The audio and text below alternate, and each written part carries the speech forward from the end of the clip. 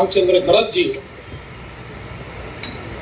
गोव्याचे आमदार उल्हासजी तुईलकर, संजीव नाईकजी, सागर नाईकजी आणि या ठिकाणी उपस्थित सर्व कार्यकर्ता भगिनी आणि बंधूंनो,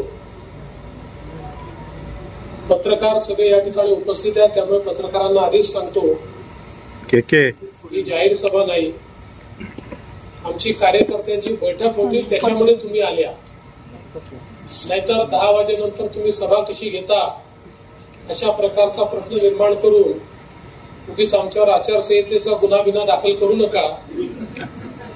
आम्ही घराच्या आतमध्ये इंटरनल बैठक करतोय, पण तुम्ही लोक आलात तर तुमचंही स्वागत आहे.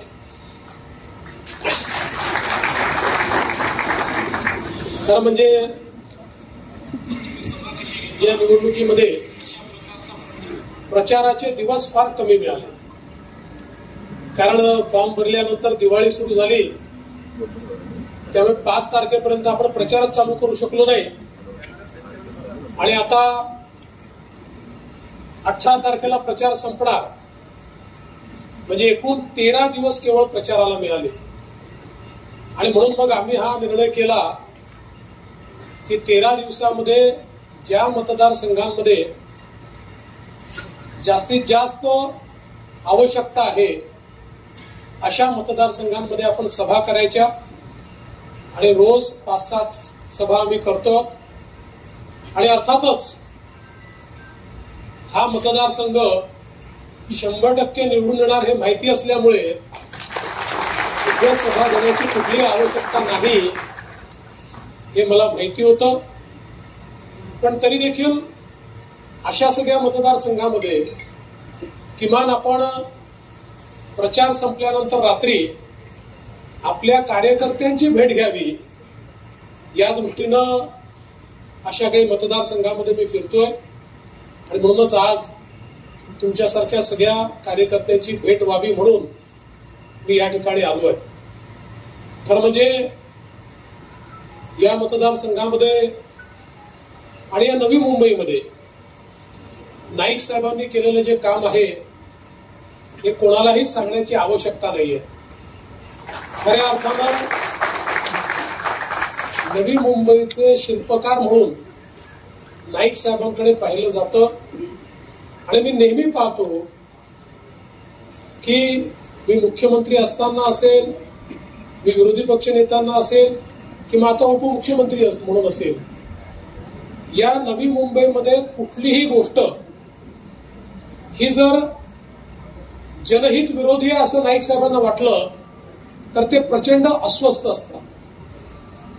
आणि कुठल्याही परिस्थितीमध्ये नवी मुंबईच्या विकासामध्ये तसूभरही डायल्युशन होऊ नये, चुकीचं काम होऊ नये, कुठेही चुकीचे रिझर्वेशन जाऊ नये, चुकीच्या पद्धतीनं जागांची विक्री होऊ नये, नवी मुंबईचे जे मैदान आहेत ते वाचले पाहिजेत, मँग्रुव्ज वाचले पाहिजेत, या ठिकाणचे जे काही आपले लंग्स आहेत, आपली फुफ्फुसं आहे, अशा ग्रीन स्पेसेस वाचल्या पाहिजेत. याकरता टोकाचा आग्रह त्यांचा असतो आणि त्याकरता पडेल ती किंमत देऊन संघर्ष ते करत असतात. आणि म्हणूनच मला असं वाटतं की आज नवी मुंबई हे शहर देशातलं एक अतिशय उत्तम आणि सुंदर शहर झालंय.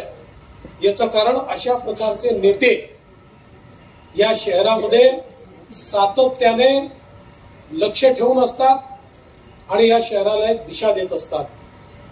महानगरपालिकेच्या माध्यमातून, राज्य सरकारच्या माध्यमातून सातत्याने त्यांनी ही दिशा देण्याचं काम केलंय.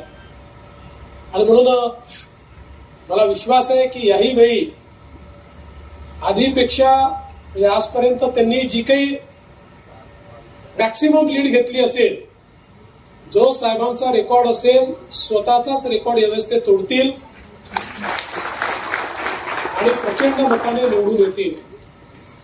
आणि नवी मुंबईमध्ये आपली जी बेलापूरची जागा आहे, ज्यावर मंदाताई म्हात्रे आपले उमेदवार आहेत, त्या ठिकाणी देखील भारतीय जनता पार्टी पूर्ण ताकदीने लढते आहे.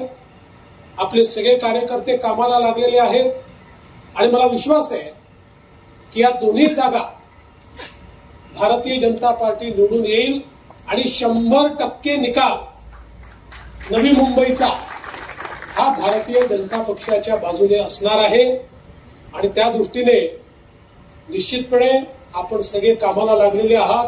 मला कल्पना आहे दिवसभर आपण सगळे काम करता, लोकांशी संपर्क करता, तुम्ही जनतेमध्ये असता म्हणून खऱ्या अर्थानं जनता तुमच्याशी कनेक्टेड आहे। आज इतके वर्ष सातत्याने नाईक साहेबांच्या सोबत लोक काय त्यांच्यावर प्रेम का करतात, तर नाईक साहेबांसहित तुमचे सगळे लोक, तुम्ही केवळ कार्यकर्ते नाही आहात तर तुम्ही एक परिवार आहात आणि हा सगळा परिवार सातत्याने कनेक्टेड असतो। म्हणूनच लोक वर्षानुवर्ष आपल्यावर प्रेम करतात आणि अपेक्षाही करायची असेल तर ती अपेक्षा आपल्याचकडनं करतात।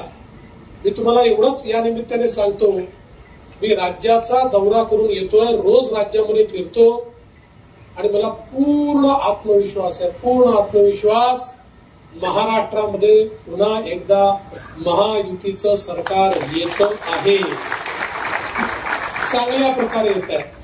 आणि आपल्या समोरचे जे 3 पक्ष आहेत आता त्यांची काय अवस्था आहे मी सांगणार नाही, पण ज्या प्रकारे एकमेकाच्या सोबत राहून ते ज्या प्रकारच्या कुरघोड्या करतायत ते आपण पाहतो। अर्थात काही प्रमाणात आपल्याही महायुतीत बंडखोरी झाली आहे, आपल्या नवी मुंबईत तर झाली आहे, पण काही अडचण नाहीये। हे मी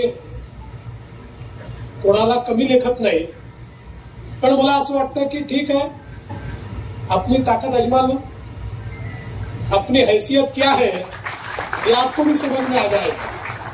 ये जे बंडखोर है त्यांना मी एवढंच सांगू इच्छितो, आप भी अपनी ताकत आजमा लो, आपकी हैसियत क्या है ये आपको समझ में आ जाएगा। ज्या दिवशी 23 तारखेला प्रचंड मताने आपली जागा निवडून येईल त्यावेळी निश्चितपणे बंडखोरांचं तोंड देखील छोटंसं झालेलं असेल, मात्र आपल्याला त्याकडे लक्ष द्यायचं नाही। आपण भारतीय जनता पार्टी, शिवसेना, राष्ट्रवादी काँग्रेस, रिपाई, पिरिपा, जनसुराज्य अशी एक मोठी युती आपली आहे, आपली लवजी शक्ती सेना आहे। आपल्या युतीच्या कामावर आपण फोकस करायचा आहे आणि चांगल्या प्रकारे ही जागा निवडून आणायची आहे। आता मी जरी इथे सभेला आलो नसलो तरी मी तुम्हाला एक शब्द देऊन जातो, विजयी सभेला मी निश्चितपणे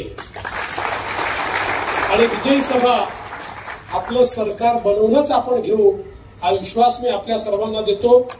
आणि इतक्या रात्री आपण सगळे लोक या ठिकाणी या बैठकीकरता उपस्थित राहिलात त्याबद्दल आपले आभार मानतो आणि माध्यमांच्या बंधूंना पुन्हा एकदा सांगतो, तुम्ही बघून घ्या, ही सभा नाही, ही आमची अंतर्गत बैठक आहे, ती घराच्या आतमध्ये आहे, कुठल्याही सार्वजनिक ठिकाणी नाही। त्यामुळे आम्ही कुठल्याही आचारसंहितेचं उल्लंघन केलेलं नाही हे पुन्हा एकदा बिंबवून मी माझे 2 शब्द संपवतो। धन्यवाद। जय हिंद, जय महाराष्ट्र।